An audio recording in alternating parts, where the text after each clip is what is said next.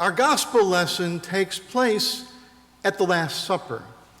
And so Jesus is preparing his disciples for his imminent crucifixion. He's also preparing them for his resurrection and for his ascension. But in all of these things, he's preparing them for his physical absence from them. And he says to them, it's to your advantage that I go away. But the disciples, they don't hear this as an advantage. They hear it the same way that you and I would hear it if we were, with the person who we really are head over heels in love with. And we hear them saying, it's not you, it's me, but we just don't have a future. Right? You don't hear that and believe for a minute that it's not you. You know it's you. At some level, you weren't satisfactory to this person. And so when Jesus says it's to your advantage that I go away, I think the disciples are thinking, no. It's not advantageous to me to see you leave. I want you to stay right here. They don't want to be abandoned. And I think, like all of us, no matter how secure you are, we all have abandonment issues. And we betray them in simple little ways. Think about the way that many people say goodbye. We enact this often.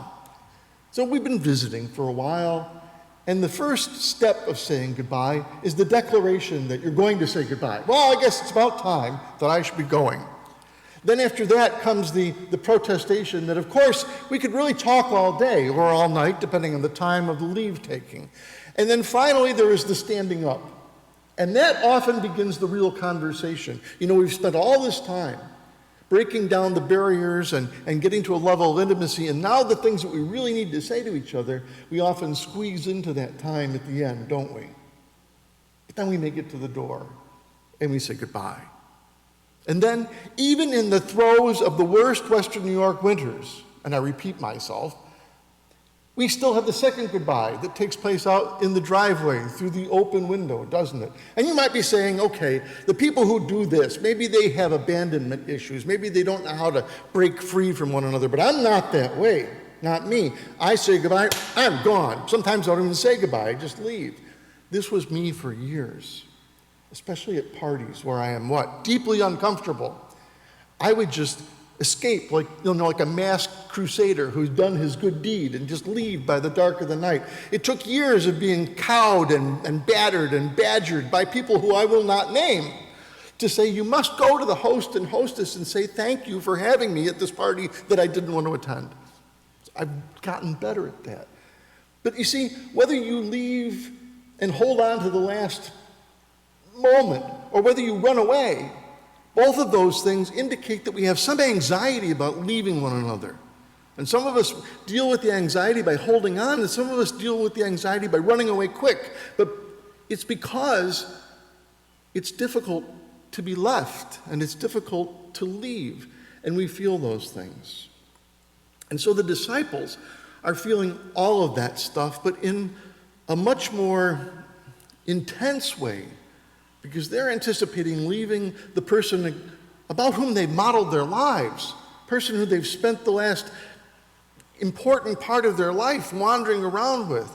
And so they don't want to let go of him at all.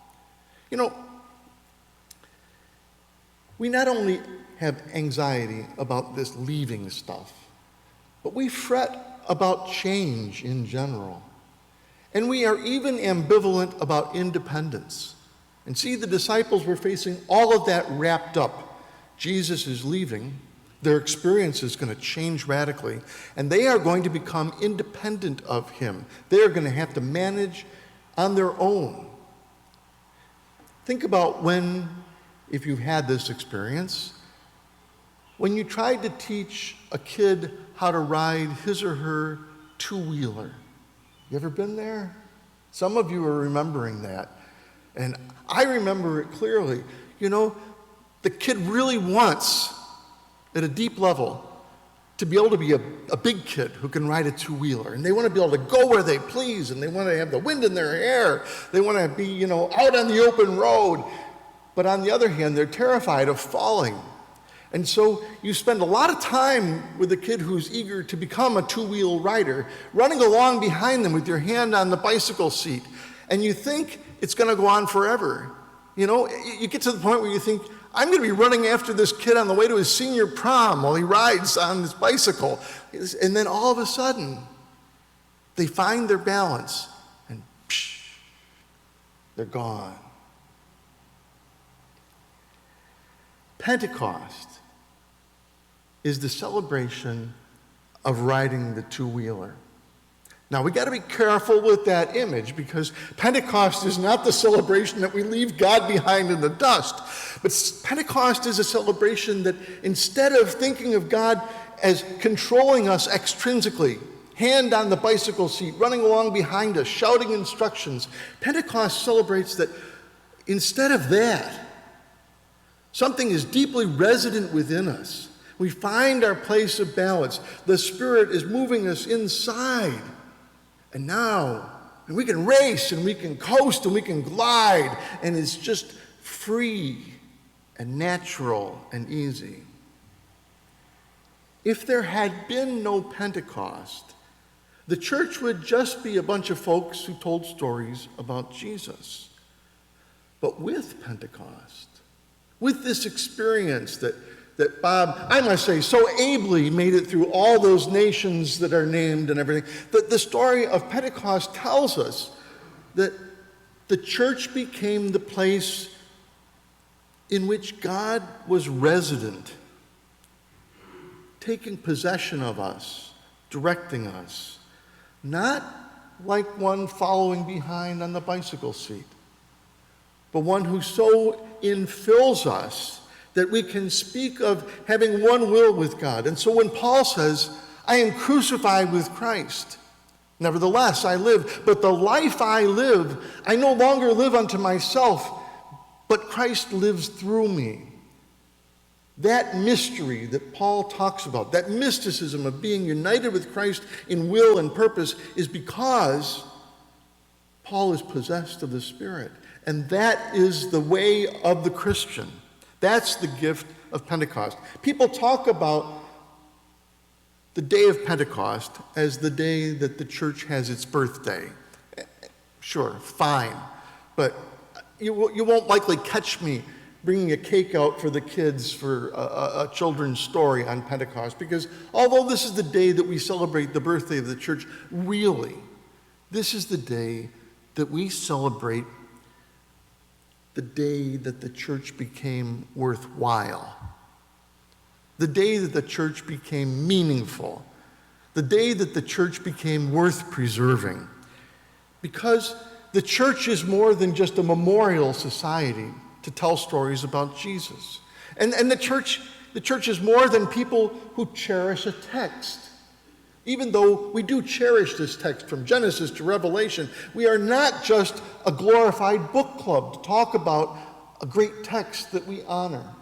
And we don't just tell stories about our founder, but rather we are the body of Christ, the living presence of God in the world. And that's because God sent the Spirit to be upon us and within us and to work through us. By the presence of the Spirit, we become what Jesus was. God so loved the world that God didn't just send a text. God so loved the world that he did not send a historical preservation society. God so loved the world that God sent Christ, the living presence of God in the world. And God so loves the world that God continues to do that. God continues to send the presence of Christ into the midst of the world.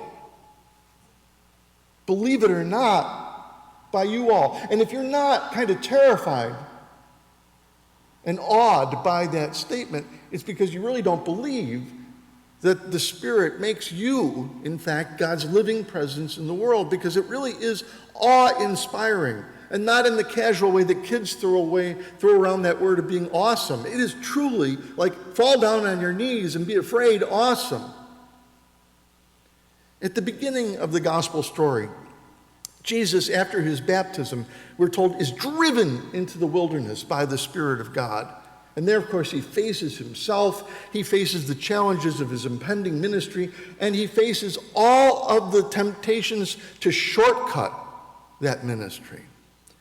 And beloved, those of us who come out of the waters are driven by the Spirit to places where we can encounter God directly and also encounter ourselves, places where we face the challenges of our ministry and overcome the temptations to short it.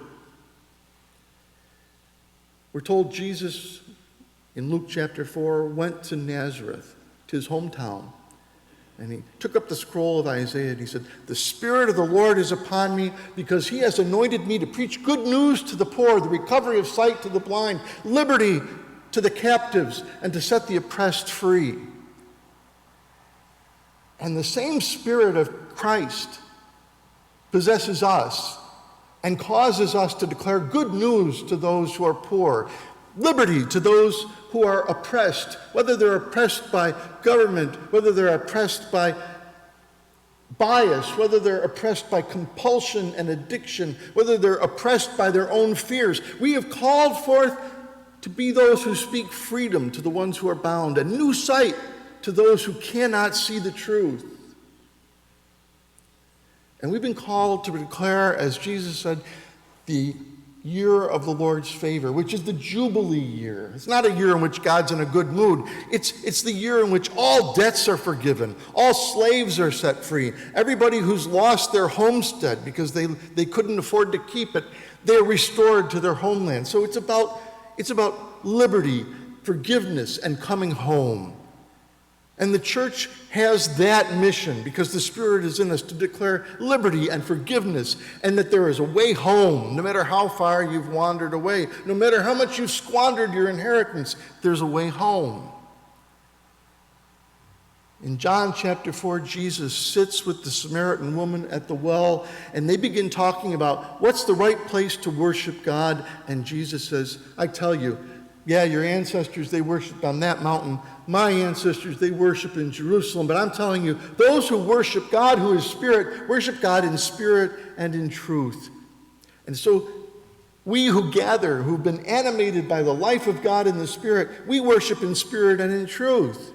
And so it doesn't matter that we come from different backgrounds, Samaritans and Jews, gay and straight, Republican and Democrat. It just doesn't matter, because we worship in spirit and truth. And it doesn't matter if, like me, you get goosebumps when you hear a Bach fugue from Norm, or whether you want to hear praise band music. It doesn't matter, because how you worship is in spirit and in truth. It doesn't matter whether you want to be inside here or outside with the gnats. It just matters that we worship in spirit and in truth. The Spirit, Jesus promises, will make us the embodiment of Christ. And that same Spirit will bring us, as it brought Jesus, to a place of intimacy and depth with God. It will give you the courage and strength to proclaim the good news, and it will give you a language to speak in word and in deed of the glorious grace of God. The Spirit will give you the ability to speak to those outside your tribe. But the Spirit isn't pushy. The Spirit needs to be invited into our lives to make our will in agreement with God's will, to get out of the way and let God work in and through us. But beloved, we do not need to be afraid. We don't have to have white knuckles on the handlebars. We don't have to be looking back over our shoulder as we make our way along, looking over our shoulder to the safety of the past or the security of rules or the shelter of the familiar tribe. Because the Spirit's here.